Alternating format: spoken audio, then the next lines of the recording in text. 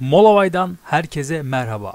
Photoshop ile fotoğraflarınızın arka planını nasıl değiştirirsiniz onu göstereceğim. Fotoğrafımızı sürüklüyoruz.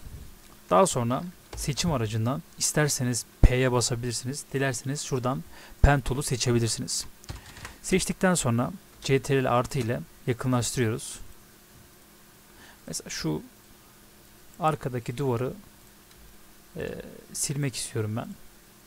Sildikten sonra oraya bir manzara fotoğrafı koymak istiyorum. Güzel gözükmesi açısından.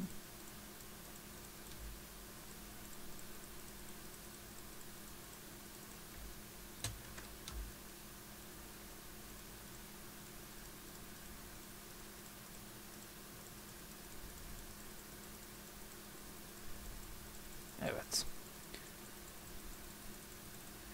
Yanlış işlem yaptığınız zaman klavye üzerinden CTRL Z ile işlemi geri alabilirsiniz. Bu arada.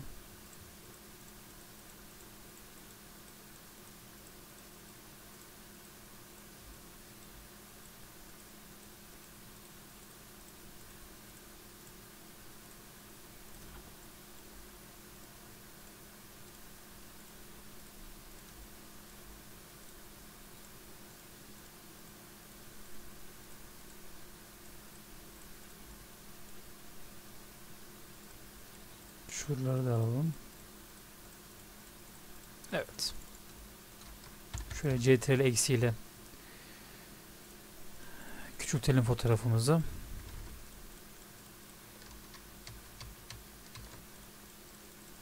Şuradan da birleştiriyoruz. Birleştirdikten sonra klavye üzerinden CTRL Enter'a bir defa basıyoruz ve bastıktan sonra Shift F6 diyorsunuz. Yani kesimi yumuşak yapacak.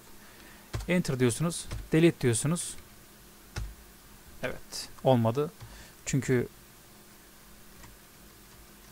şunu geri alalım. Evet. Şu background'ı açmamız lazımdı. Evet. Şimdi işlemimizi yaptık.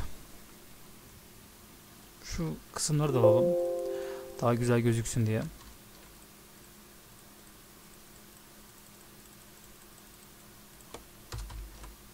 Evet. Şimdi masa üstündeki fotoğrafımızı şöyle sürüklüyoruz. Hafiften büyütelim şöyle. Evet. Daha sonra Enter diyoruz ve şunu aşağı sallıyoruz. Şimdi fotoğrafımızı seçiyoruz.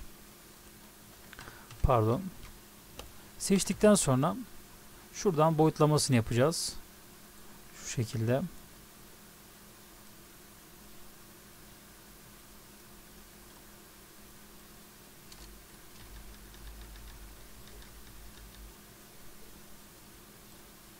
Evet. Şimdi şuradaki şöyle yapalım. Şu üstteki fotoğrafı seçiyoruz ve seçtikten sonra şurada teraziyi görüyorsunuz. Ona bir defa basıyoruz. Şöyle seçiyorsunuz.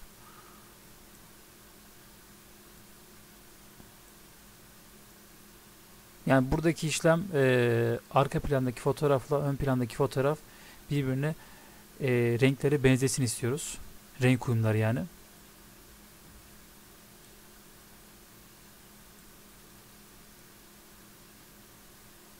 Evet.